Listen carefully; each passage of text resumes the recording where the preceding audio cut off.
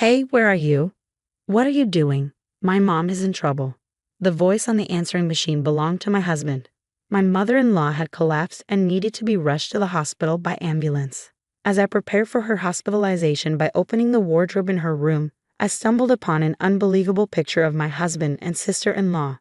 The sight of the photo left me in shock, and I fled to my parents' house in a daze. 3 years had passed since I met my husband, but it felt like I had been deceived for a long time. He didn't love me, he just wanted a wife. I couldn't forgive him, and I decided to divorce him. My name is Sarah. I'm 32 years old, and I work at a beauty salon. 4 years ago, I was in a hurry to get married as my friends and colleagues were tying the knot one after another.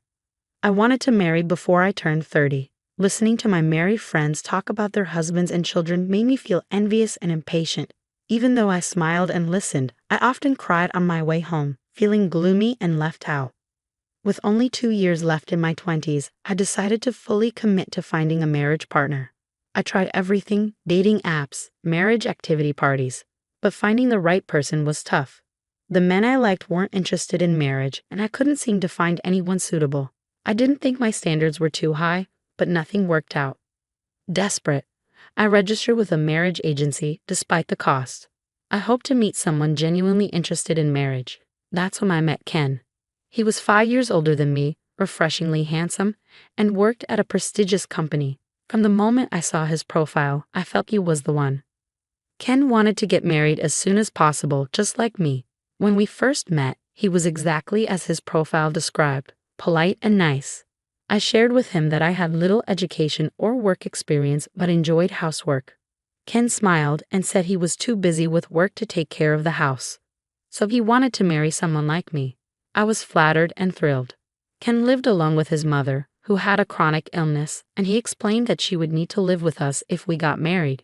I was surprised but appreciated his honesty. Working in a beauty salon, I was used to dealing with older women and felt confident about living with my future mother-in-law. I wanted to know Ken better, and as we went on more dates, my feelings for him deepened. Eventually, I met Ken's mother. She was petite and charming, and we hit it off immediately, sharing a love for sweets. Sarah, you're too good for Ken. You don't need to worry about living with me. I have a chronic illness, but I don't need nursing care. Next time, let's go out for parfait instead of this nice restaurant, she said warmly. Living with her no longer seemed daunting.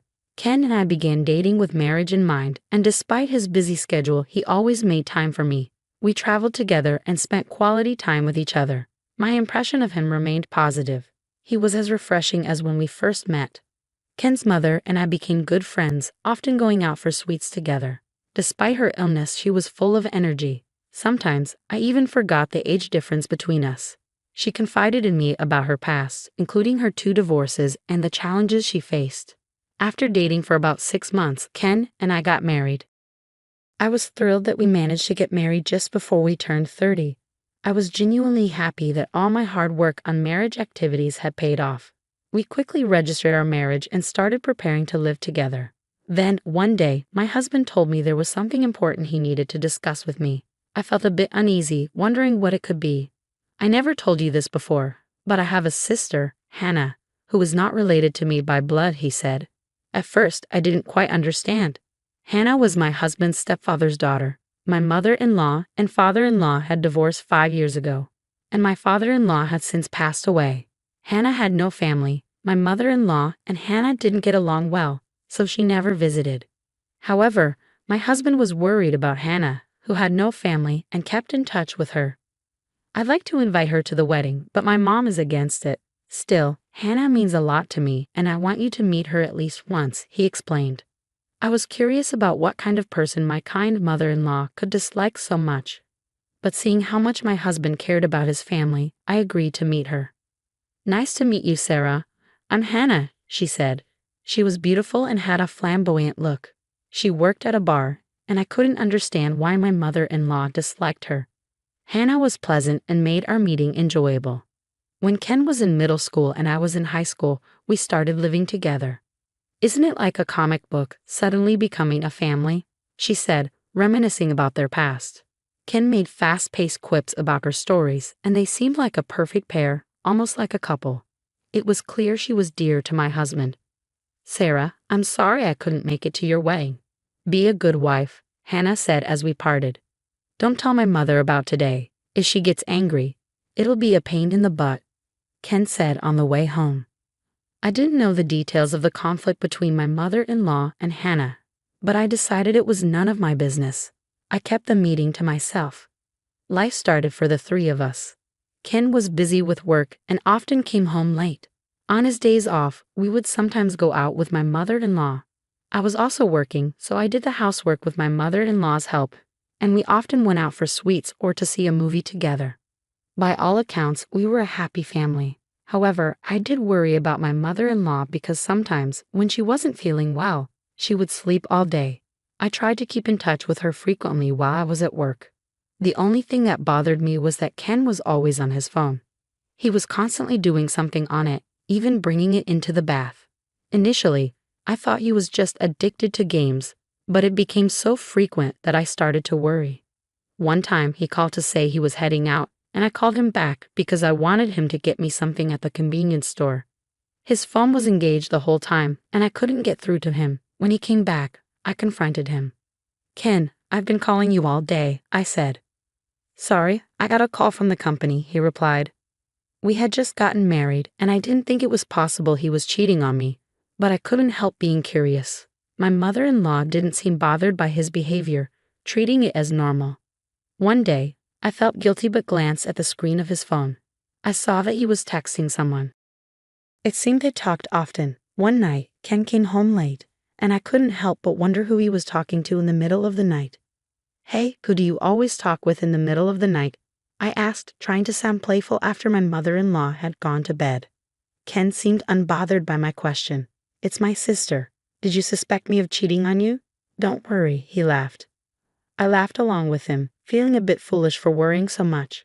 From then on, I didn't mind how much he was on his phone, but he was always busy with work and didn't have much time for me. I felt a bit uncomfortable with him spending nearly all his free time talking to Hannah. 2 years later, life with the three of us was going well. My mother-in-law and I often visited the sweet shop whenever it opened. "Today's pancakes might be the best pancakes of all time," she said. I was thinking the same thing. "I can't wait to try them with you," I replied. To any outsider, we looked like mother and daughter. I never felt self-conscious about living together, and I loved my mother-in-law. Ken was still busy with work and came home late, always glued to his phone. I had gotten used to it and didn't say anything. I wasn't asking him to do the housework, but I did have small complaints. If he had time to contact Hannah, he could at least put his socks in the laundry. However, when Ken had time off, he made sure to spend it with us, never forgetting to celebrate our wedding anniversary or my birthday. Despite the small complaints, we were a happy family. Then one day, my mother-in-law was sick and spent the day in bed. I was worried and checked on her several times. She seemed to sleep quietly during the day, but in the evening, she complained, "Sarah, I'm in pain." She was breathing hard.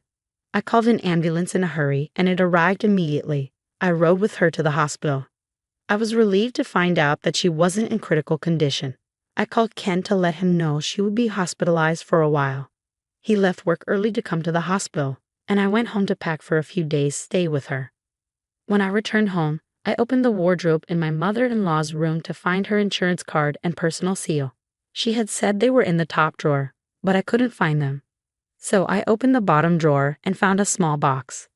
Thinking it might contain the insurance card, I opened it and found a large number of photographs inside. I was so shocked when I saw them that I went to the bathroom and threw up. There were pictures of Ken and Hannah, not as brother and sister, but as lovers. They were holding hands and kissing.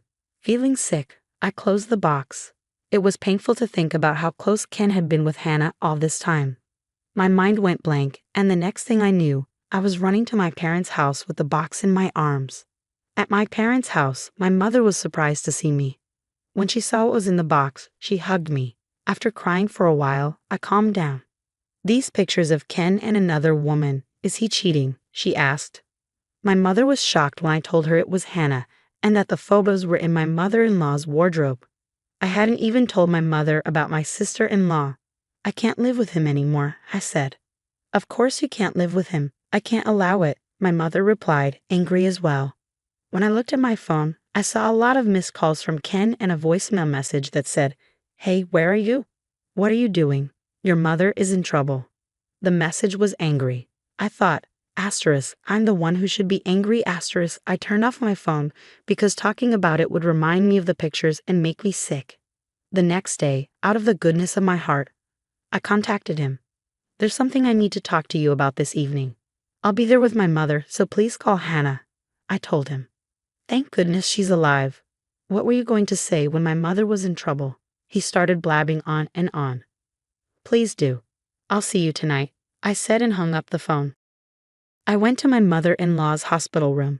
She looked at me happily and called my name. "I'm sorry you're not feeling well, mother-in-law, but I need to hear the truth," I said, opening the box I found in her wardrobe and showing it to her, her eyes filled with tears. "Sarah, I am so sorry," she began. "Ken, Hannah is the stepdaughter of my ex-husband. 5 years ago, she told me they were lovers, even though they're not related by blood. They're both my children, and I told them I couldn't allow it. Hannah got angry and left the house, and I never saw her again. I should have told you, but those are old photos. Don't worry, I don't even know what Hannah is doing now, and I'm sure she's not in contact with Ken," she said. Her eyes were sincere. She didn't seem to be lying. "Ken is still in contact with Hannah. In fact, he introduced me to her once years ago," I replied. My mother-in-law shed another tear. "But you're already married," she said. "I'm sorry. You did nothing wrong, but I can't be a family with Ken anymore. I'm going to divorce him." "Don't apologize to me. It's my fault for not noticing." "I'm sorry," she said. I couldn't stop crying either. I left the hospital room and went to the house where my mother, Ken, and Hannah were waiting. When I arrived, they were all there. I sat down and immediately showed them the pictures. "You two are lovers, and I'm divorcing you," I declared. Ken didn't seem offended. "Oh yes, that's right. But as a family member and as a lover, they are two different things. We were happy as a family, weren't we? Mom was happy too. What's wrong with that? We don't have to get divorced," he said with his usual fresh smile. Hannah added, "I'm sorry I didn't tell you, but I have no intention of destroying your family. I don't think divorce is necessary." I trembled with anger. "Don't be silly. This is cheating. How can I be family with someone like that?" I yelled. "Well, don't be so loud. If you want a divorce, that's fine. I've done my duty as a family member. Since you're the one who initiated it, it's an amicable divorce," Ken said. "What? What's amicable about this? This is a huge betrayal. I'm going to charge both of you alimony." "Oh, okay, that's fine. I'll pay as much money as you want. In return, don't tell my mother. As to the reason for the divorce, let's just call it a personality conflict." "I've already told your mother everything." She was crying. "I told her we're getting a divorce." "What? Why would you do that?" Ken lost his composure and shouted. Hannah cried, "Why did you tell her?" "My lawyer will contact you about the alimony, so goodbye," I said, leaving the house with my mother. My mother hugged me. "You did a great job," she said. I cried loudly into her chest. Now I knew that Ken never cared about me. He just wanted a wife to reassure his mother. I wanted to marry him too, and maybe we were happy as a family. But I can't forgive myself for not knowing I had been betrayed since the beginning. I'm glad I realized it now and was able to get a divorce. Later, through my lawyer, the divorce was successfully finalized. I requested alimony from Ken and Hannah, but Hannah didn't have any money and was angry at Ken for only paying his share. Their relationship deteriorated, and they decided to separate. Hannah started working lunch and dinner shifts at the bar where she originally worked to pay the alimony.